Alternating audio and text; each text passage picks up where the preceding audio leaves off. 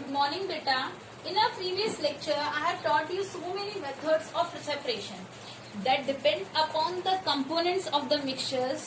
कि जो component present है और you can say constituent particles present है, उनका nature कैसा है. If they are miscible, then they are separated by different method. If they are immiscible, they are separated by different method. If the components are volatile, they are separated by different method. Thus, we are having so many methods to separate, but the separation method I have taught you so many times depends upon the components from which the mixture is prepared. Immiscible liquids मैंने बताया था oil plus water, जो एक दूसरे के साथ mix नहीं होते. Miscible liquids which mix with each other, for example acetone, water. ले लिया. अब मैं इस मेथड का नाम बाद में डिराइव करूंगी, पहले मैं इसका एक्सपेरिमेंटल सेटअप आपको समझाती हूँ, आप उसी से अपना डेफिनेशन और मेथड को भी डिराइव करूंगी. ओके, मैंने क्या किया, मैंने एक राउंड फ्लास्क ली, उसके अंदर मैंने मिक्सचर डाल दिया एसीटोन और वाटर का.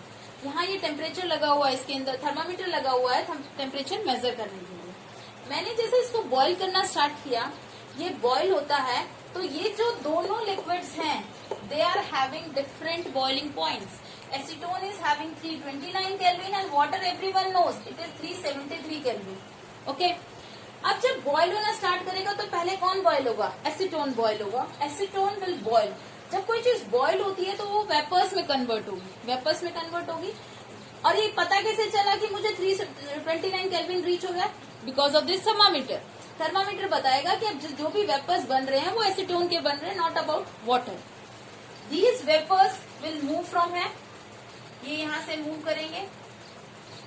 फाइन, ये यहाँ से मूव करेंगे. यहाँ से मूव करते वक्त these all are the supporting material kept outside. यहाँ से पाइप है, जिस पाइप के अंदर पानी डाला जाता है और निकाला भी जाता है in both of the cases to create इसमें इस पाइप में जो वेपर्स निकलेंगे उनको कंडेंस करने के लिए, ठंडा करने के लिए यहाँ पर डाला जाता है. This is water condenser. Fine, अब ये वेपर्स जब वाटर कंडेंसर में से मूव करते हैं they will get settle down, condense हो जाएंगी. कंडेंस होने के बाद these vapors will come here. And what are these vapors? I know the temperature is reached here only 329 Kelvin ही पहुंचा है, तो ये वेपर्स एसीटोन के ही हैं. What are these vapors? These are of acetone only. अब जब टेम्परेचर राइज होने लग रहा है तो इससे मुझे पता चल जाएगा कि इस वक्त एसीटोन के वेपर्स सारे चले गए हैं. अब इसमें they have moved. Now what is left? Water only. Now when the temperature has moved more further, water के आसपास पहुंच जाएगा, 373 केल्विन के पास पहुंच जाएगा. तो मैं इस कंटेनर को रिमूव करके एक नया कंटेनर लगाऊंगी यहाँ पे, and that will help us to collect water vapours और द कंडेंस वाटर वेपर्स. अब क्या हुआ, उसके बाद इसके अंदर जो इम्प्योरिटीज हैं उनका बॉइलिंग पॉइंट और भी ज्यादा है, तो वो इस फ्लास्क में ही रह जाएंगे. अब क्या प्रिंसिपल था, मैंने दो लिक्विड्स को सेपरेट किया. उन दोनों लिक्विड्स को सेपरेट किस बेसिस पे किया, ऑन द बॉइलिंग पॉइंट, और फिर उनको कंडेंस भी किया है. I have collected them after condensing them.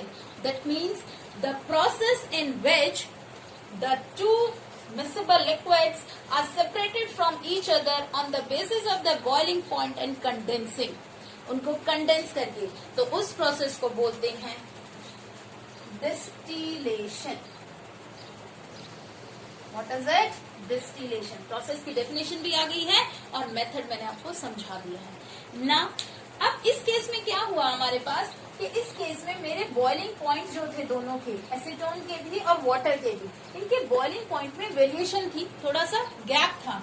लेकिन अगर बॉइलिंग पॉइंट बहुत ज्यादा क्लोज होंगे एक दूसरे के, तो उस केस में हमारा डिस्टिलेशन मेथड जो है वो एप्लीकेबल नहीं होगा.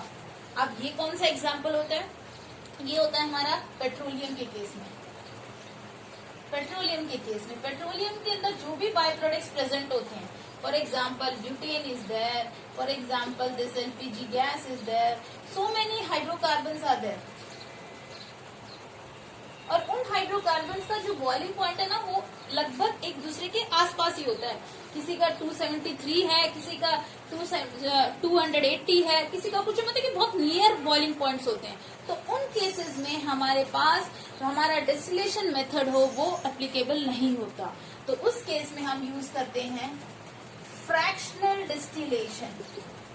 और फ्रैक्शनल डिस्टिलेशन मेथड का जो सेटअप है अगर मैं आपको पेट्रोलियम वाला केस बताती हूँ, 8th क्लास में जो आपने पढ़ा था पेट्रोलियम रिफाइनिंग कैसे करते हैं, that is the best way. कैसे करते हैं? We are having this fractional distillating tower जो होता है, इसमें मेरे पास इस तरह से फ्रैक्शंस क्रिएट होते हैं, इसीलिए इसको फ्रैक्शनल डिस्टिलेटर बोला जाता है. प्रोसेस को फ्रैक्शनल डिस्टिलेशन बोला जाता है. And I am having a look है, the setup is made like this. इसमें से क्रूड हमारा ऑयल निकल के आता है, एट मूव्स है, वो यहाँ पर आता है, और जब वो रीच करता है उसके वेपर्स पे रीच करता है. This is the flask. यहाँ पर हमारे पास फ्लास्क होता है, फर्नेंस होता है, ठीक है, यहाँ से मूव करके आता है, फर्नेंस होता है, और उसके बाद जिसके वेपर्स वो रीच करता जाता है वो उस पे कलेक्ट होते जाते हैं, and from there they are removed, और उनको वहां से रिमूव किया जाता है. In this way the fractional distillation process. ये आप लोगों ने 8th क्लास में की हुई है, पेट्रोलियम की refining, how it is done by fractional distillation method. तो इस बेसिस पे किया जाता है. When the boiling points are closer to each other, in that case we use fractional distillation. है उसी का सब पॉइंट डिस्टिलेशन का, है उसी का sub point. Fine. For this is for today कि हमारा डिस्टिलेशन और fractional distillation they are correlated to each other but depending upon the boiling point. Thank you.